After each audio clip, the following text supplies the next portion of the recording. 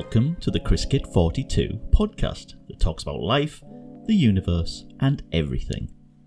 Episode 2 of Season 3. Welcome back. This episode, I thought I'd take you on a walking tour of one of my favourite cities of the world. But before I start all that, what have I been up to? Still in the desert lair, lots of sandstorms rumbling around this week. The temperature's dropped. Oh my goodness, what's going on? It's about 10 degrees here, which is about 50 degrees Fahrenheit for those of you in the colonies.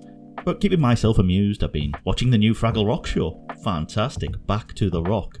It's a really good remake of it's a reboot of the original Fraggle Rock. I know it's been tried a couple of times with virtual versions of it, or Zoom versions, but I never really watched them. I didn't really care for them. But the new version is fantastic. It's like taking the original Fraggle Rock and just upgrading it. The puppetry is amazing, the songs are fantastic. It's kept that original vibe to it, but then modernised it as well. It's just an easy show, fun for all the family. Give it a look, some fantastic songs in there. The trash heap has spoken. The Muppet Rats every time. What else have I been watching to amuse myself? Well, there's another series I discovered recently, the British version of Ghosts. 3 seasons and a Christmas special. Binged watched those last week. Fantastic. Again, good gentle humour, very British humour, a bit adult, a bit childish, a bit of fun for everybody there as well, so check out Ghosts. I finished Season 2 of Atlanta, The Adventures of Paperboy and Ern again. Now Season 2 is just completely off the wall compared to Season 1, not so much story as Season 1, but some very, very quirky moments in that. I did enjoy that very, very much. Another Chriscuit recommendation, Atlanta. Another new season, I've got one of my other guilty pleasures, BattleBots. This is the American version because in the UK it's called Robot Wars. I remember many years ago going to see it in London. Fantastic. Plenty of carnage as machines batter each other. Fantastic. And the nerds at the wheel are all fantastic too. How they build these things I would never know. Another more gentle programme I've been watching, Mortimer and Whitehouse Gone Fishing. Now apparently this has done a lot for men's health, this programme. But basically it's 2 old guys, very funny guys. Bob Mortimer of Reeves and Mortimer fame and Paul Whitehouse from the Fast Show fame. In the 90s, I guess. But they're very funny, very gentle. They go fishing. Bob Mortimer can't fish, Paul Whitehouse can. They cook a bit, they drink a bit, they shoot the shit a bit. Very easy, very nice way to spend about 30 to 40 minutes of your time. Other TV I've been watching? Yes, it's been that kind of time recently. Catching up on TV shows. I watched the new season of F is for Family, the Bill Burr show. Again, not one for the children, but that was Season 5, I believe. Again, more fun. It's just very, very funny for me. Very adult. You've got to be careful. I watched it on a flight and then I realised people could be watching over my shoulder, and some of the animation is a little risque to say the least. Let's get back to family things. The new Spider-Man movie. I finally got to go to the cinema after a 2-year wait, and it was all I could want from a cinema experience and a Spider-Man movie. Fantastic. A big blockbuster movie. I've heard it pretty much said that it's Spider-Man the Ride, the movie. As in the ride from Universal Islands of Adventure, because all of the characters appear in it. Oh, no spoilers though. I won't do any spoilers. Other movies I've watched, the new Ghostbusters reboot. Fairly enjoyable. I didn't think that was quite as strong as some people had suggested. Nice to see some of the old characters back, but it did maintain the ethos of the original Ghostbusters for me. Especially having Zool there and various dogs rampaging around. One of the funniest movies I've actually watched recently was the animated Ron's Gone Wrong. Really, really funny movie. It's very much a swipe, almost, at modern technology and how it overruns our life, and people are adamant they must have the latest technology, the latest iPhone, the latest of everything. And this is a good hark back to something a bit more gentler. I didn't expect this to be a TV review show or a movie show, but what else? The Beatles, Get Back by Peter Jackson. I've not finished that yet, but I've watched the first instalment of the 3. It's fantastic. Again, I've heard it's had mixed reviews, but for me, you're basically a fly on the wall for the Beatles creating their last music. The final days of the Beatles, in London, in a studio. It's a bit barren really, and there's this strange Japanese lady who keeps interrupting and warbling away quite a lot. Fortunately, they turned her down quite a bit and left her to her knitting. But a must watch if you're a Beatles fan, or even just a fan of music anywhere. Interestingly enough, and I think I've mentioned this before, did you know the Beatles actually officially split at the Polynesian Resort at Disney World? Yes. John Lennon was in room 1650, I think. I visited that room as a homage recently, and he received the papers to say the Beatles were officially split while he was staying there, and he signed the papers there. So there, a bit of Disney Beatles trivia for you. Anyway, it's enough TV. What have I been reading? I've read a book. First time in a while. I read D.J. Gellner's Jesus Was a Time Traveller. Now, this is not a religious book. It's not too heavy on the science. It's a time travel book. As you know, I like my time travel stories. But this is a very interesting take on time travel. Basically, it resolved that whatever you do doesn't matter anyway, you can't change it. And Jesus was a time traveller. I won't spoil it. Worth a read. Some good humour. Bit dark in places, but an easy read. And I'm now on to the sequel, actually. But I won't tell you what that's called because it will spoil the original. Again, all this unscripted podcasting is very, very off the wall. What have I been listening to?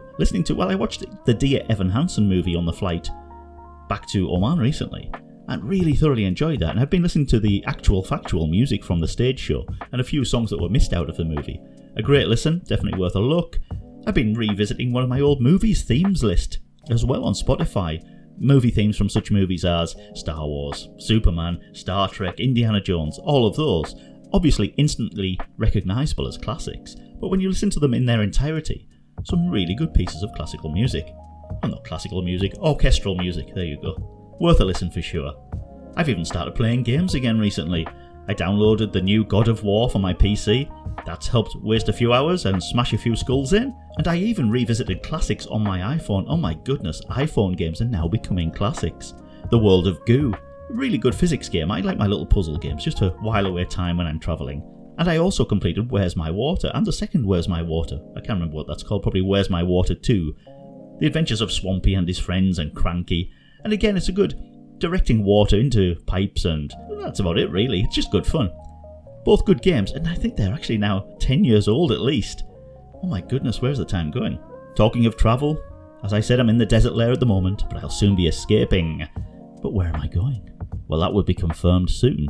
Hopefully by the time I've finished recording this podcast, as I'm not entirely sure myself yet. But who knows where it could be? Who knows what I could be doing? I'll keep you posted. Okay, before I start, don't forget to visit the Chriscuit YouTube channel. I'm regularly posting new content on there, and don't forget to share, like and subscribe to both the YouTube channel and this podcast. Actually, I've put some clips from the new Fraggle Rock, Back to the Rock on there as well. The intro and a couple of songs seem to be fairly popular, so check them out too. A little bit of a glimpse of the series. It's very much worth watching. It's a bit of my guilty pleasure at the moment, watching all of those again and again, and revisiting some of the old Fraggle Rock as well. Out of interest, the puppetry, as I said, is amazing. Sprocket for me is a standout puppet in the new one, and the crab is very funny in episode 2. That's all I can say. Okay, so let's move on. I'm going to take you on a walking tour of one of my favourite cities in the world. Now, I recorded this while I was there. I've worked and lived there. I've also spent a lot of time being a tourist there. I think it's a city that I know well and also know the complete history of in some detail. I'm talking about London, the capital of England. And as I said, for me, one of the greatest cities on earth. This is a walking tour I've done many times myself, and also points out some of the lesser known facts about the Big Smoke as it's known, although it's a considerably cleaner city these days, particularly compared to the London of Charles Dickens. Actually, I have a complete episode ready for all about Charles Dickens' London. More in that in about 3 or 4 episodes' time. Okay, let's head on a journey to the banks of the Thames and start the walking tour at an ideal landmark to meet, and one that's known around the world. I'm going to take you to start with to Trafalgar Square.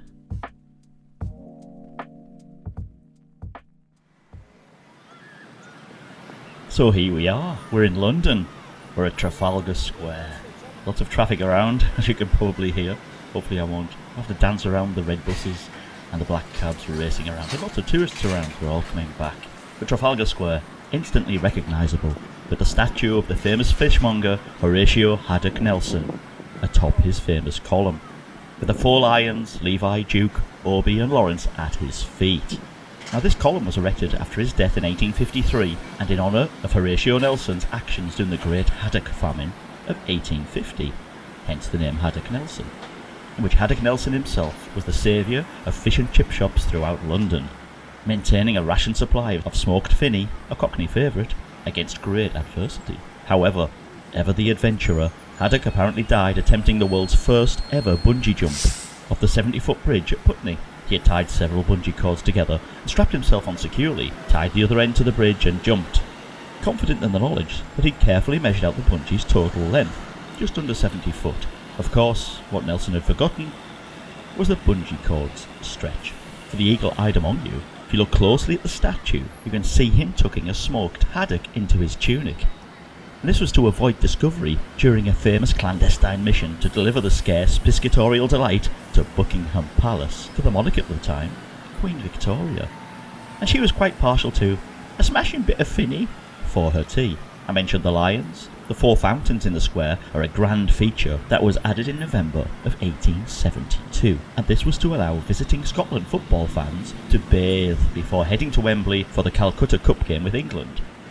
Again, a little known detail can be spotted on the edge of the fountains.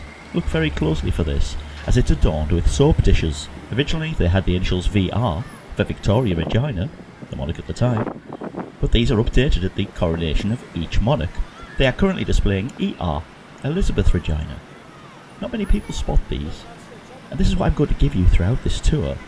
How to look at life in London like a real Londoner. And you can then point these out to your friends too. There are also the mermaids on the fountains, but these I don't really agree with. They were added at a later date due to a lucrative sponsorship deal with Starbucks. Okay, that's Trafalgar Square for you.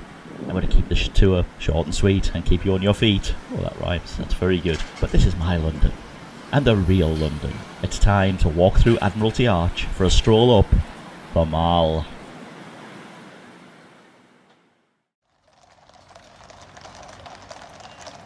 Okay, as we head towards the Mall, I see in front of me the quintuple arches of Admiralty Arch.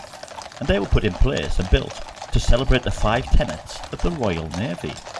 The 5 tenets, you ask, what are they? They're honour, integrity, rum, bum and baccy. And not always in that order.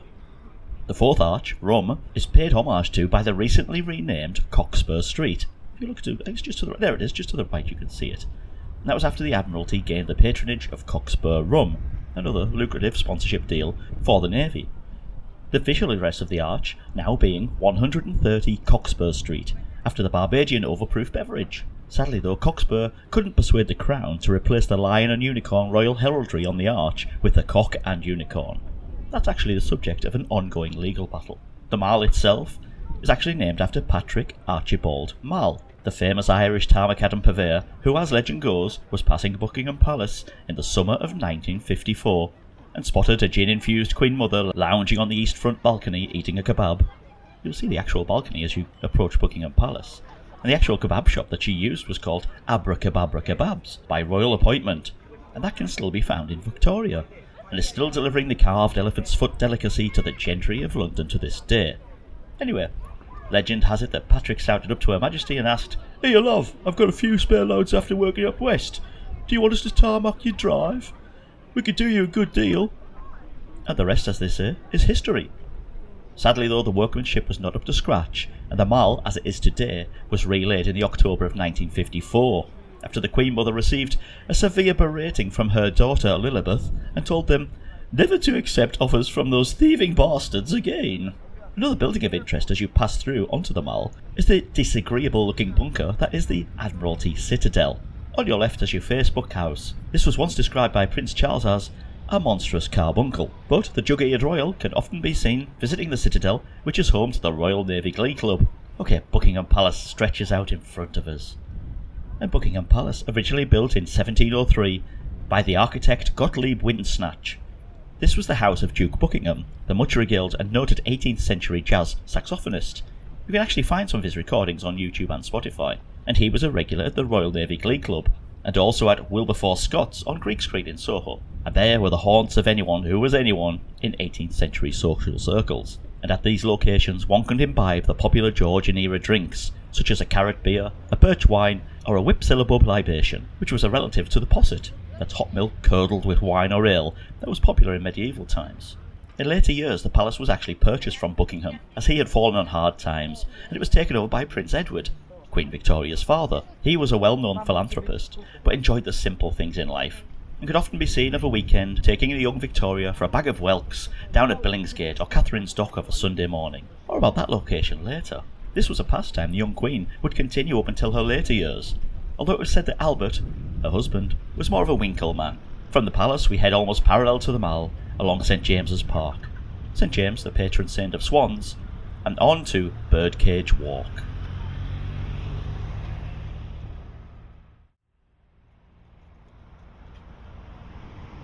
Okay, here I am. I'm now on Birdcage Walk. This runs east-west as a continuation of Great George Street. That's from the crossroads with Horse Guards Road, where you'll find volunteer soldiers guarding horses every day, and Storey's Gate, named after the national record-holding powerlifter Christopher Storey, 1981. You also see the Guild of Assassins building on your left, and the Ministry of Silly Walks on the northeast corner. You may have seen that featured in the Monty Python show, an actual factual place in London, just off Birdcage Walk. Now where did the name Birdcage come from, you ask? Well, Queen Victoria again was a great lover of canaries, and that's where the name came from. Actually, it was rather from the pet shop in Tooting that supplied the avian pets, Albert H. Birdcage and Sons, on Totterdown Street in Tooting. Easy for you to say. Now we'll keep heading east, as our next stop is one of the most popular tourist destinations in the United Kingdom. We're moving on to Westminster Abbey.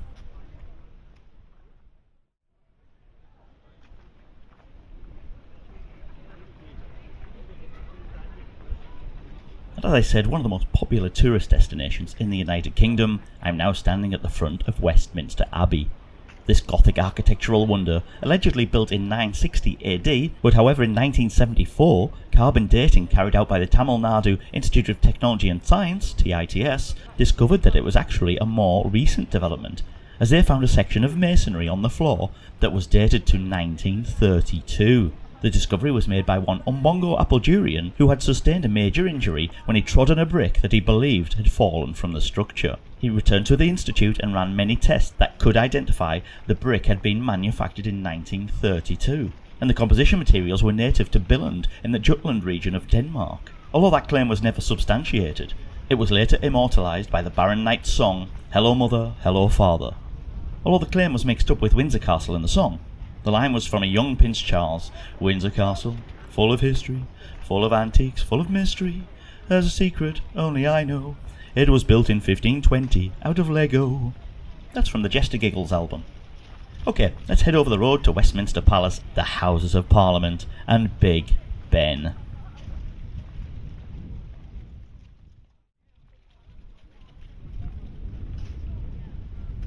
Okay, Big Ben, the Houses of Parliament. Often mixed up, you see.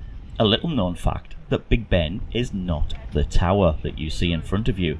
That's called St Cedric's Tower, named after Cedric the Lofty, the 13th century campanologist and occasional peeping Tom. The bell inside the tower was named after Benjamin Big Ben Broadbottom, who was well known for getting out a certain appendage while sitting in the Houses of Commons in Parliament. He was the member of Bell End near Licky End, Stourbridge. Winston Churchill was often heard decrying, "Will the member for Bell End please place his member and Bell End away from the Speaker's chair and stop dipping it in my carrot beer?" So you can astound your friends with your knowledge that the tower isn't Big Ben. Okay, let's cross over the River Thames, or cross Westminster Bridge, and continue our tour of London. And we're going to see one of the 19th century's marvels that still functions to this day, the London Eye.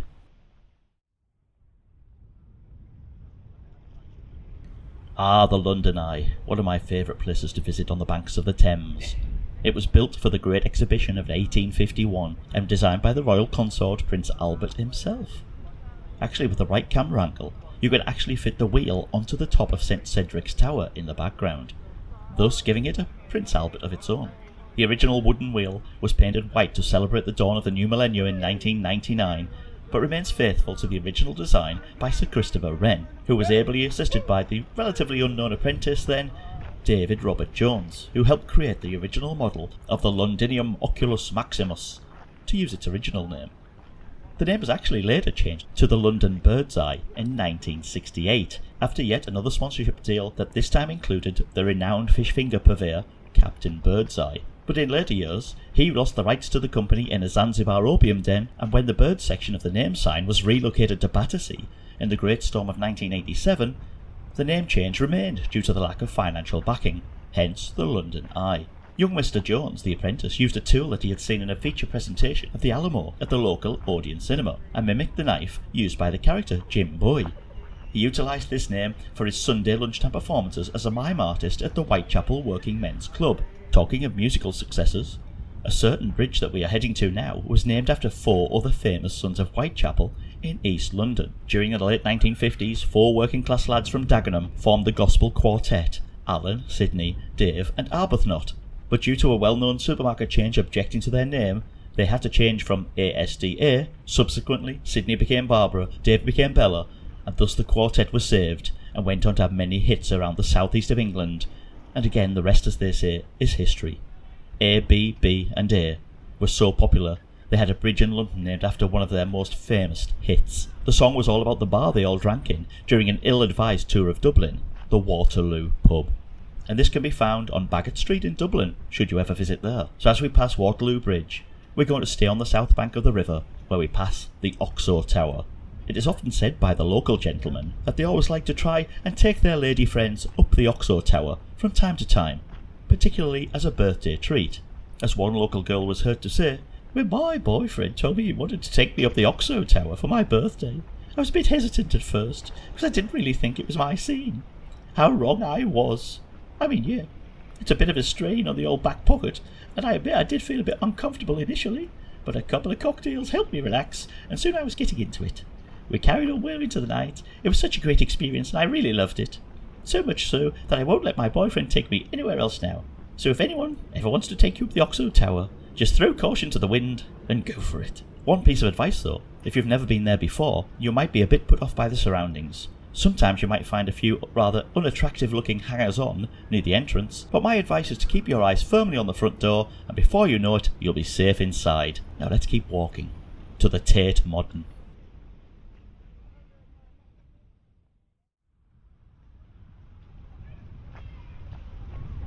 The Tate Modern, still on the banks of the River Thames, is a world-renowned modern art gallery, but not a lot of people know about its past. The site was home to the royally appointed Scuttlebucket Joke and Novelty Company factory and their world-famous fake dog turds, with the advertising slogan, "You won't find a better turd than a Scuttlebucket turd." Production was moved to the larger premises in Barking due to the great fake dog poo fiasco of 1972, which saw production rise in the UK as the Chinese market had been maliciously tainted by varnished cat feces, which some actually deemed as a masterstroke of industrial espionage, which to this day the factory owner of Scuttlebucket Joke and Novelty Company, Sir Algernon Scuttlebucket, denies any part of. Actually, for more on Sir Algernon Scuttlebucket, check out the episode He Likes to Keep His Fire Engine Clean, otherwise known as Season 1, Episode 20. But from fake dog turds, we continue along the Thames to another iconic London tourist spot, the Globe Theatre.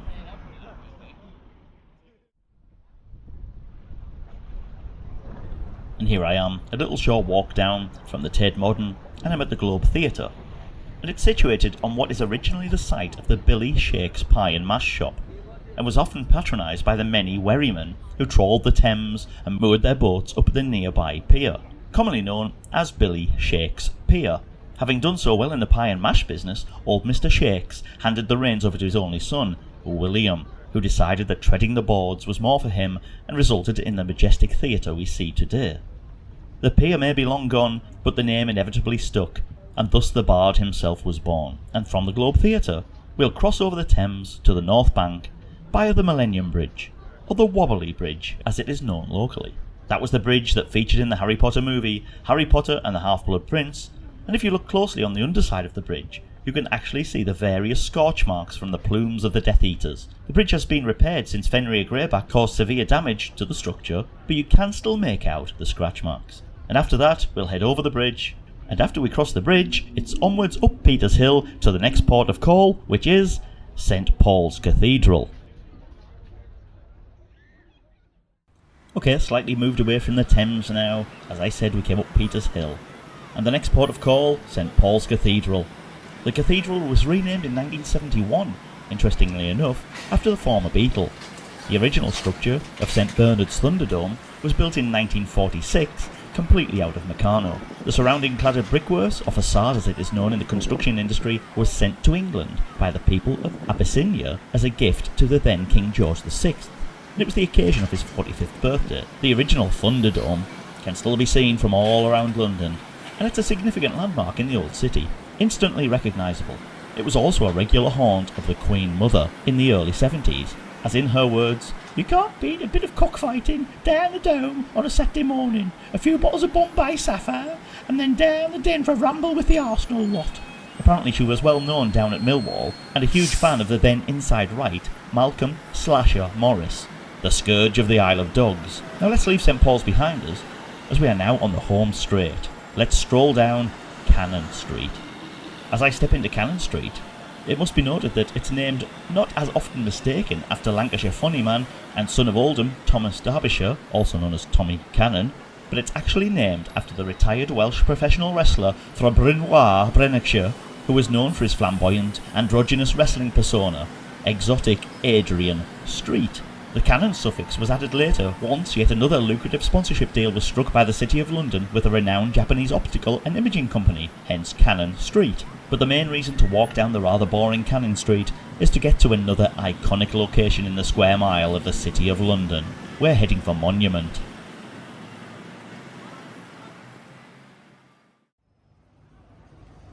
As I've come down Cannon Street, I'm at Monument, and you instantly see the phallic, fluted Doric column that was erected in 1671 with funding by Barnabas the Bewildered, Baron of Biggleswade, always easy to say, and it was in memorial and dedicated to all of the chickens lost in the Great Fire of London at the nearby street of Poultry.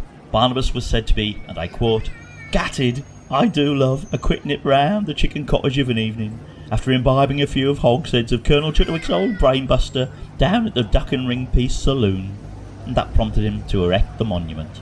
It was also rumoured that it was the only way he could find his way home after a soiree down at the aforementioned Duck and Ring Piece Saloon. And that leads us on to Lower Thames Street. A quick stroll down Lower Thames Street, or the Street of 1,000 Monkeys, as it was known in the 14th century, although the least said about that, the better. We're going to approach our penultimate stop on the tour, the Tower of London. The Tower of London, the home to King Henry III's polar bear collection in the 13th century, but later fell into a dilapidated state, and in the 15th century it was later utilised by Premier Inn as an overflow to the nearby Duck and Ring Piece hostelry, which is why I mentioned that earlier. There are now over 500 Premier Inns around London, but here you will see the site of the original one, the Duck and Ring Piece on St Mary at Hill, plus the overflow at the aforementioned Tower of London. The group recently celebrated 450 years in business and are hoping to expand throughout the rest of the UK. Remember, if you stay at a Premier Inn, you're staying at a real piece of history, or in this case, a real ring piece of history. Disclaimer, this podcast is in no way endorsed by, sponsored by Premier Inn or Whitbread Limited. This is a work of fiction. Any similarity to places, actual persons, living or dead, or actual events is purely coincidental. As I mentioned earlier, we finished the tour at St Catherine's Dock. Now, she was the patron saint of fireworks and wheels. Here we can visit such establishments as Ping Pong, where once upon a time Thai entertainer Yingluck Kak Kim plied her trade, or the famous Dickens Inn, which was obviously named after the Canadian hockey defenceman and Stanley Cup winner Ernie Dickens. You can also enjoy a Moosehead beer or two there and rest your weary feet after this tour. That's the perfect place to end this tour. It's quite a short walking tour. It can take you probably an hour and a half to fulfill this, but when you take your friends on this tour, you can now impress them with your insider knowledge of London. Walk like a local, talk like a local, and act like a local. And who would ever know? You have no idea what you're talking about, other than the information I've shared with you today. I might share some more London walking guides in future episodes too. These are well worth doing. And should you need a map of the route, or any more information about this route, then email me at podcast42@gmail.com. That's all one word, podcastfortytwo@gmail.com. There's always plenty to discuss about London, and I think I've given you a glimpse into one of the world's greatest cities and one of my favourite places.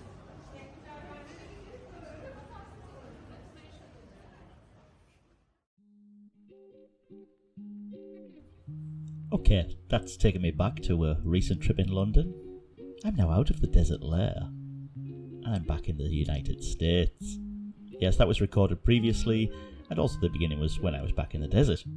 Okay, this was a nice short, sweet episode. Definitely one tour worth taking if you're ever in London.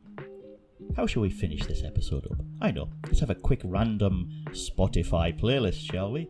I like to include that one from time to time now. Let me see, just randomly open Spotify playlist, and what's the first song that we get? Oh, Daddy's Gone by Las Vegas. There you go.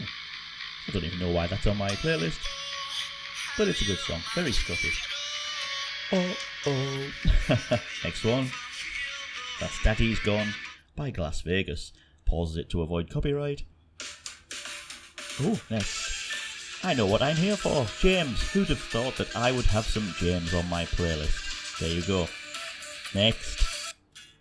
Oh, Ahead of the Curve by Monsters of Folk. Monsters of Folk, great band, some very nice, easy, relaxed music. I think I've done that, or done a version of that song on my Chriscuit YouTube channel. Next, please. Number 4, Whipping Piccadilly by Gomez, a classic Manchester band. Check them out if you get chance. From the album Bring It On.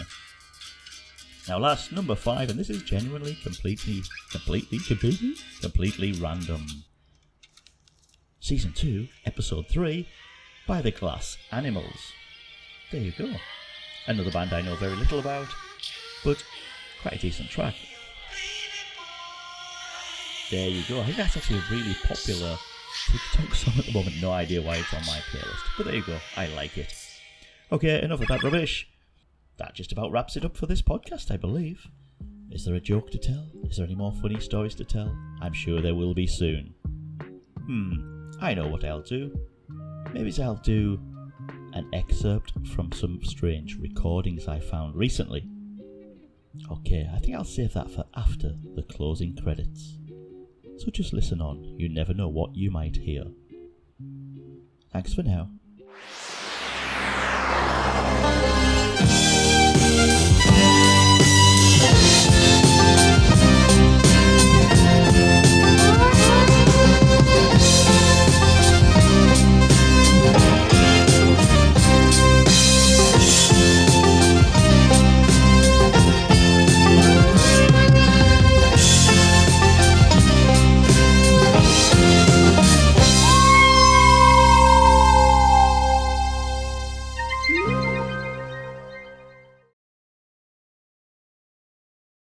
Famous people performing Beatles songs. Number 1. Trotsky performs She Loves You. Mexico City, November 1936. Uno toma uno. She loves you, yes, yes, yes. She loves you, yes, yes, yes. She loves you, yes, yes, yes, yes. You think you've lost your love? Well, I saw her yesterday. It's you she's thinking of, and she told me what to say. She said she loves you, and you know you can't be bad. She loves you, and you know you should be glad. She said you hurt her so. She almost lost her mind. But now she says she knows. You're not the hurting kind. She says she loves you, and you know that can't be bad. Yes, she loves you, and you know you should be glad. Oh, she loves you, yes, yes, yes. She loves you, yes, yes, yes. With a love like that, you know you should be glad. You know, it's up to you. I think it's only fair. Pride can't hurt you too. Apologize to her. Because she loves you, and you know that can't be bad. Yes, she loves you, and you know you should be glad. Oh, she loves you, yes, yes, yes. She loves you, yes, yes, yes. With a love like that, you know you should be glad. With a love like that, you know you should be glad. With a love like that, you know you should be glad.